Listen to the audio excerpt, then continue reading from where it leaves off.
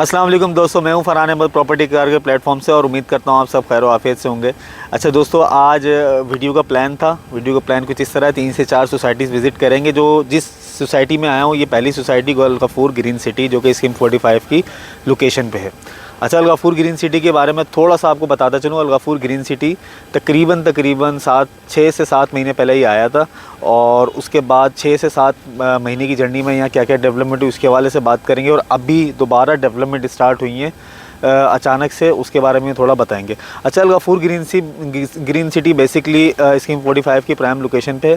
और इस अल Ghafoor green city के बारे में कुछ ये बताता चलूँ कि ये अल गफूर ग्रुप का है और इसके अंदर हमें 120 गज़ के प्लॉट्स रेजिडेंशियल प्लॉट मिले और 200 गज़ के कमर्शियल प्लॉट मिले। अच्छा, अल गफूर ग्रीन सिटी में स्टार्टअप में यहाँ सिर्फ ज़मीन थी।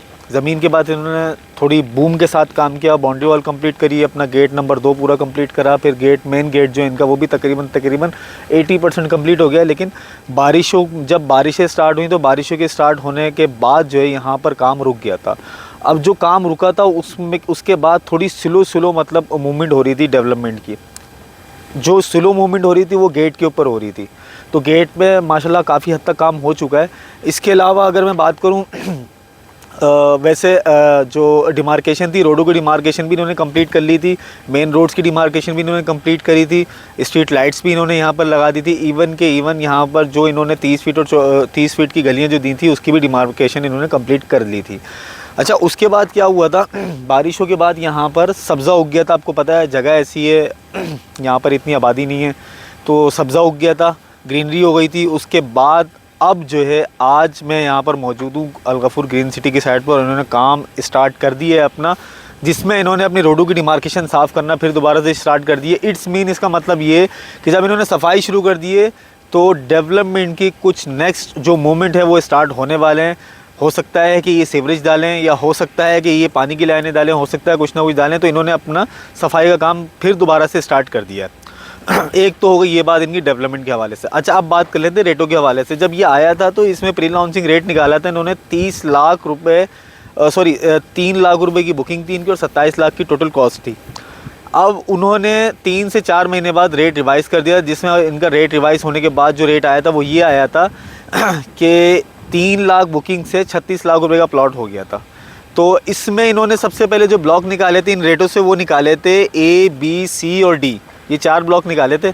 इन 4 ब्लॉकों की इन्होंने डिमार्केशन कंप्लीट करी थी, डेवलपमेंट का काम करा था, जो बेसिक डेवलपमेंट्स होती हैं उसका काम किया था और वो कंप्लीट करने के बाद ये इन्होंने बुकिंग जो है वो शुरू कर दी थी।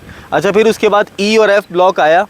E जो है वो D के बैक साइड पे और F जो है वो C के बिल्कुल सीधे हाथ पे, यानी कि गुलशन आयशा के फ्रंट पे जो है वो F लगता है और D के बिल्कुल ये सामने अगर आप देख सकते हैं पीछे बाउंड्री वॉल की तरफ, तो वहाँ लगता है इसका E ब्लॉक। E ब्लॉक जब आया तो E ब्लॉक में ही प्री लॉन्चिंग रेट ही इन्होंने ओपन करा था, जिसके अंदर इन्होंने 3 लाख रुपए बुकिंग और 27 लाख का प्लॉट किया था। तो उसके भी 3 महीने बाद उन्होंने चेंज कर दिया था। तो चेंज करने के बाद वही रेट हो गया था, 3 लाख बुकिंग और 36 लाख की टोटल कॉस्ट हो गई थी। तो इसमें अभी भी मार्केट के अंदर ओपन फाइल्स जो है E और F की जो है वो दस्तयाब हैं। बिल्डर ने काफ़ी लोगों को टाइम दिया है, ये बिल्डर की बहुत अच्छी बात है कि लोगों को टाइम दे रहा है। बिल्डर लोगों के साथ लचक लेके चला है। शुरू में इन्होंने बड़ी सख्ती करी थी कि आप अपने डेवलपमेंट की बेसिक डेवलपमेंट के चार्जेस जमा कराएं और टाइम टू टाइम देखें। अल गफूर ग्रुप है, एक बात आपको बिल्कुल क्लियर कर दूं कि अल गफूर ग्रुप में एक चीज़ ये है कि ये टाइम टू टाइम काम भी करते हैं और टाइम टू टाइम पेमेंट्स लेते हैं। ये दूसरी बिल्डर्स की तरह नहीं है कि काम डिले करें और काम डिले करने के साथ साथ पेमेंट्स भी डिले करें, उसमें इनमें ये चीज़ नहीं है।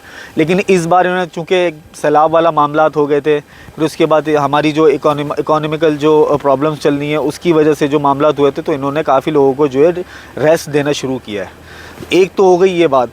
अच्छा, अब बात कर लेते हैं E और F ब्लॉक की। ख़ास तौर पे मैं आज बात करने आया E और F ब्लॉक में जो है अभी भी आज भी जो है ओपन फाइल्स जो है वो दस्तयाब हैं लोगों के पास और मार्केट में हैं। तो लोग बाइंग मतलब अभी जो है ना इस टाइम हालात की वजह से लोग ज़्यादा सेल परचेज़ नहीं कर रहे। तो दोस्तों आपको एक बात बताता चलूँ कि ये टाइम जो है ना ये है बाइंग का टाइम। कोई भी चीज़ बाइंग करते हैं तो इसका मतलब ये नहीं होता कि लेते ही आप कम से कम 2 महीने 3 महीने में बेच दें उसको, क्योंकि ये बुकिंग वाले प्लॉट हैं। ये कोई कैश वाले प्लॉट नहीं है कि आपने उठाया, पोजीशन है, बनाया, स्ट्रक्चर डाला, ग्रे स्ट्रक्चर डाला और सेल कर दिया। यहाँ पर आप बाइंग करें, बाइंग करने के बाद कम से कम 1 साल का टाइम इसको छोड़ें और 1 साल के बाद जितने पैसे आप लाएंगे उसके डबल आपको मिल जाएगा, बहुत आराम से मिलेगा। तो स्कीम 45 में जिस तरह के मामला हो रहे हैं वो इस वजह से यहाँ पर बाइंग करने का टाइम है इस टाइम। अच्छा दोस्तों, आखिर में एक बात आपसे करता चलूँ, यूटिलिटीज़ के हवाले से बात करनी थी। तो स्कीम 45 में पोजीशन का आगाज़ होना शुरू हो गया, जिसमें सर फहरिस्त है गार्डन सिटी और चाइल्ड इनक्लेव और इसके अलावा है मोटर सिटी। इन 3 सोसाइटीज़ के अंदर पोजीशन का आगाज़ हो रहा है अगले 4 से 5 महीने के अंदर। तो पोजीशन जब ही मिलती है जब इलेक्ट्रिसिटी दस्तयाब होती है सोसाइटी के अंदर। तो इलेक्ट्रिसिटी की जो मेन केबल्स थी पिछले 2 हफ्ते में चैपलअप टाउन से लेकर child enclave, Gauhar, motor city और गार्डन सिटी, इन सब की जो है वो इलेक्ट्रिसिटी की जो मेन केबल्स थी वो कंप्लीट हो गई हैं। अच्छा, बताने का मकसद ये कि जब चाइल्ड इनक्लेव और गौहर विलास तक आ गई तो अल-गफूर उससे कोई ज़्यादा दूर नहीं है, मुश्किल से कोई 30 सेकंड की ड्राइव भी नहीं है। तो इस एरिए के अंदर अब बिजली यानी कि इलेक्ट्रिसिटी का एक बड़े पैमाने पे काम स्टार्ट हो चुका है। जब इलेक्ट्रिसिटी का काम स्टार्ट हो जाता है तो आपके पास पीछे जो बचता है वो सेवरेज बचता है। और गैस तो आपको पता है कि जब तक 60 से 70% आबादी ना हो सोसाइटी के अंदर तो गैस दस्तयाब नहीं होती। लेकिन मेन चीज़ बेसिक जो होती है वो इलेक्ट्रिसिटी और पानी यहाँ पर है। और इसके अलावा यहाँ इलेक्ट्रिसिटी जो है वो जिस तरीके से केबल्स अंडरग्राउंड डलना स्टार्ट हो चुकी हैं, इट्स मीन के अगले 1 से 1.5 साल 2 सालों के अंदर जो सोसाइटीज़ अभी 6 महीने या 1 साल पहले आई हैं, अगले 1 से 1.5 साल के अंदर यहाँ पर बिजली दस्तयाब होगी। बिजली दस्तयाब होने का मतलब है आबादी आना शुरू हो जाएगी। तो आबादी आना जब शुरू होगी तो जो चीज़ आप अभी बाइंग कर रहे हैं वो अगले 2 साल में डबल की कॉस्ट पे होगी लाजमी। देखें, अभी लोग डर रहे हैं, वो इस वजह से डर रहे हैं कि हुकूमती मामलात कुछ इस तरह के हैं, कुछ हुकूमत का बिहेवियर इस तरह का है, तो लोग डर रहे हैं पैसे निकालने। देखें, ज़मीन में पैसा लगाने से कभी ज़ाया नहीं होता, हमेशा बढ़ता है, कभी ज़ाया नहीं होता। ज़मीन में पैसा ख़ास तौर पे लगाने, कोई कारोबार नहीं है, कारोबार में लगाएंगे तो आपका होता है लॉस होता है, लॉस और प्रॉफिट वाले मामला हैं। लेकिन ज़मीन के मामलात में हमेशा प्रॉफिट के मामलात होते हैं। जिस तरह अल-गफूर ने दोबारा अपनी डेवलपमेंट का काम स्टार्ट कर दिया है, तो इस हवाले से मैं आज आपको अपडेट करने आया था कि यहाँ पर दोबारा डेवलपमेंट का काम स्टार्ट हो चुका है। इट्स मीन कि इन लोगों ने या तो सेवरेज की तरफ जाना है या पानी की लाइनें, इस तरह कुछ ना कुछ मामला स्टार्ट करने हैं अगर ये सफाई कर रहे हैं तो। क्योंकि देखिए, डिमार्केशन इन्होंने पहले भी कंप्लीट करी थी। डिमार्केशन के बाद सफाई होने का मतलब ये है कि यहाँ पर और ज़्यादा तरक्याती काम स्टार्ट होने वाले हैं।